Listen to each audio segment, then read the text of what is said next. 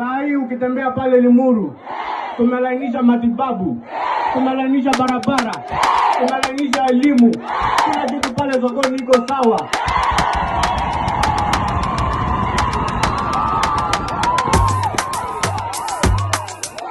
Na nikimalizia, kwa sababu kuna wale majamaa juzi nimesikia wanasema ati nimeanza siasa bado nikiwa mbichi. Mimi nataka niwaambie washike mambo yao, hawawezani na mimi, watafute ridha yao, watafute kiwango yao, kama si hivyo watanawa upepo.